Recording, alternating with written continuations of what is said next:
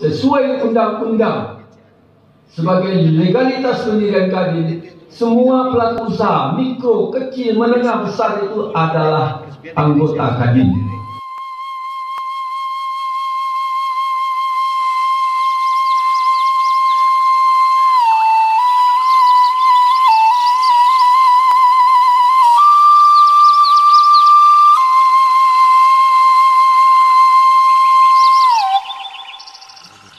Bismillahirrahmanirrahim.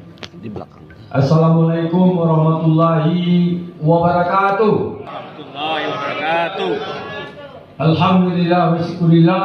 Allahumma salli ala Sayyidina Muhammad wa ala ali Sayyidina Muhammad. Yang saya hormati Bapak Wali Kota Pariaman. Ini kita kasih aplaus. Bapak Ibu Ketua OPD, Bank Nagari, dan para undangan yang tidak mungkin saya sebutkan satu persatu. Terima kasih banyak. Alhamdulillah saya lihat penuh ini. Ini adalah tanda kita mulai membangkit batang karandang kebersamaan Kadin dengan pelaku usaha. Kadin hari ini ke depan tagline-nya adalah inklusif dan kolaboratif. Ini pesan dari Ketua Umum Kadin Indonesia Kepengurusan terbaru Bapak Arsad Rashid yang beberapa bulan yang lewat terpilih menjadi Ketua Umum Kadin Indonesia. Jadi inklusif artinya Kadin itu tidak eksklusif lagi seperti dulu yang orang tahu, oh Kadin itu cuma pelaku usaha kontraktor. Tidak, hari ini ke depan semua pelaku usaha. Kalau kita lihat Undang-Undang Nomor 1 Tahun 87 sebagai dasar hukum pendirian Kadin, semua pelaku usaha itu adalah anggota Kadin. Yang pakai tanda kartu anggota itu secara administratif ya organisasi. Tapi pada intinya sesuai undang-undang, sebagai legalitas pendirian Kadin, semua pelaku usaha mikro, kecil, menengah, besar itu adalah anggota Kadin. Sebagaimana didapatkan hari ini 25 baru, saya tentu berharap dengan pengurus yang terpilih nanti bisa merangkul semua pelaku usaha menjadi anggota Kadin. Kemudian kita harus kolaboratif dengan siapa? Kita harus kolaboratif dengan semua stakeholder, tentu terutama sekali dengan pemerintah daerah. Pemerintah daerah dengan legalitas Undang-Undang Nomor 32 tahun 99 kalau saya nggak salah, kita adalah legalitas kita Undang-Undang Nomor 1 tahun 1987. Jadi pemerintah daerah adalah mitra strategis. Kadin adalah mitra strategis pemerintah daerah di bidang ekonomi. Ini yang perlu. Kalau sebagian pemerintah daerah belum tahu, ini adalah kesalahan kita karena kita belum mensosialisasikannya. Jadi kalau ada orang belum tahu, jangan salahkan orangnya, kita. Jadi ke depan tentu tugas ini akan diemban oleh kepengurusan terpilih, dan nanti tentu setelah pengurus terpilih buatlah program yang bisa dijalankan, yang reliable. Nggak usah muluk-muluk 2-3 program, tetapi betul-betul. Tentu yang penting sekali konsolidasi. Bagaimana kita menjelaskan ke semua pelaku usaha bahwa induk organisasi pelaku usaha itu adalah Kadin. Jadi Kadin ini sebenarnya adalah rumah gadang pelaku usaha. Sampai Batanyo, pagi sampai Batanyo, pulang sampai Barito. Jadi Kadin bukan LSM, Kadin bukan ormas. Nah, ini harus perlu kita sosialisasikan. Sebenarnya hari ini dengan kepengurusan baru, kita melihat Kadin hari ini semakin kuat.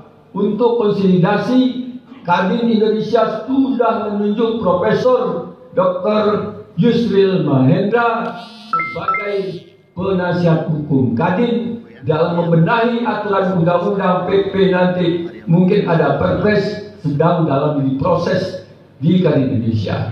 Untuk G20, B20 itu Kadin Indonesia bergandengan tangan dengan pemerintah Republik Indonesia dalam mensukseskan. Malah panitia OCSC-nya B20 itu adalah kawan-kawan kita dari Kadin Indonesia. Sebenarnya bulan puasa kemarin Kadin Indonesia sudah roadshow ke Amerika. Insya Allah mungkin bulan Juni ini ke Eropa.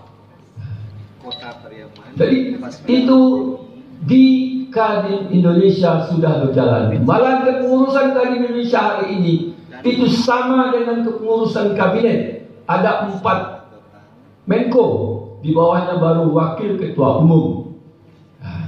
Jadi untuk itu perlu sosialisasi dan kita perlu terus bekerja sama, berkolaboratif dengan semua stakeholder.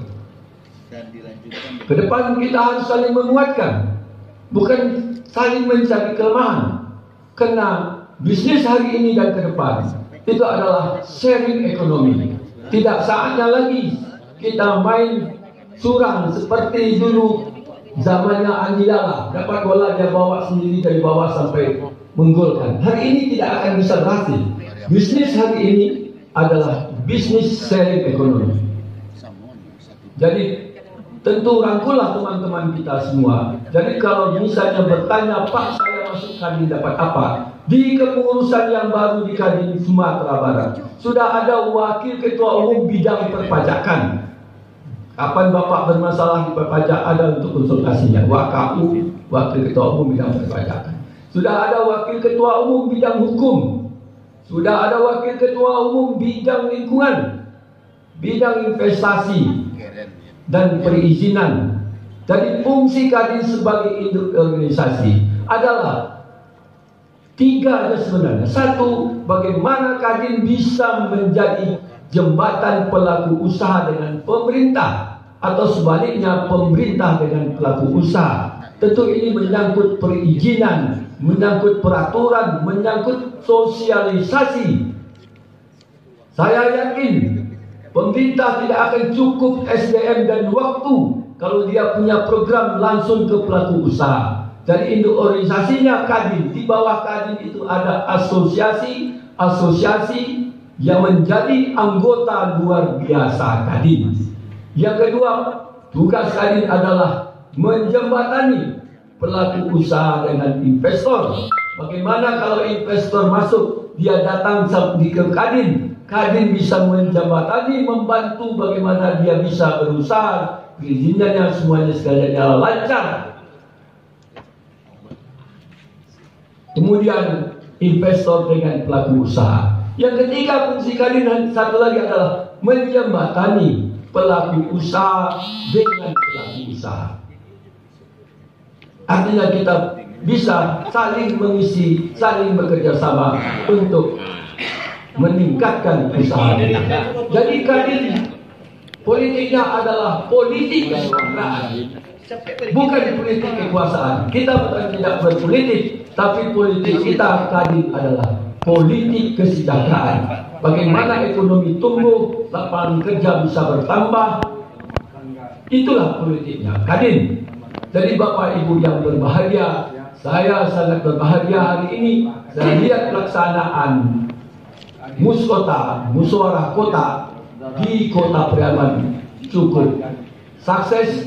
Ini menjadi tolak ukur, kalau perlu menjadi role model, karena dalam 2 bulan ini, Juni Juli, akan muskotakan 15 kabupaten kota lagi. Nanti kepengurusan Kadin provinsi itu habisnya nanti di September, mungkin kita musprof di bulan Oktober. Dan hari ini tidak bisa lagi Kadin itu seperti yang sebelumnya. Hari ini muskota itu baru bisa diakui kalau semua tatanan bisa dilalui. Dibentuk panitia OCSC, audiensi dengan kepala daerah, kemudian diadakan muskota dengan segala kelengkapan tatib, daftar hadir, daftar keputusan, komatur dan kepengurusan, dan semuanya Nanti SK baru bisa diterbitkan kalau pengurusnya punya KTA. Ini sudah baku dari Kadin Indonesia. Kalau dulu masih bisa, pengurusan ada di teken apanya nanti apa. Sekarang nggak bisa lagi. Karena dari Kadin Indonesia itu sekarang memang sedang dibenahi besar-besaran. Kadin ini. Bapak Ibu bayangkan kalau dari Kadin Indonesia, provinsi, kabupaten Kadin ini terurus sesuai dengan ADRT, sesuai dengan undang-undang, semua pelaku usaha menjadi anggota Kadin. Saya coba mau tanya, lebih besar tak Kadin ini daripada partai politik? Lebih besar. Tapi partai politik kita adalah politik kesejahteraan, politik mengembangkan usaha, politik bagaimana lapangan kerja terbuka. Jadi Bapak Ibu yang berbahagia, itulah fungsi dan tugas Kadin. Jadi atas terselenggaranya seminar dan muskota yang kita ada ini, saya tentu mengucapkan terima kasih banyak kepada semua stakeholder yang telah berpartisipasi, dan terkhusus kepada Bapak Wali Kota dan Bapak Wali Kota yang telah memberikan semua fasilitas. Terima kasih banyak. Terlebih dan terkurang saya mohon maaf. Wabillahi taufiq wal hidayah. Wassalamualaikum warahmatullahi wabarakatuh.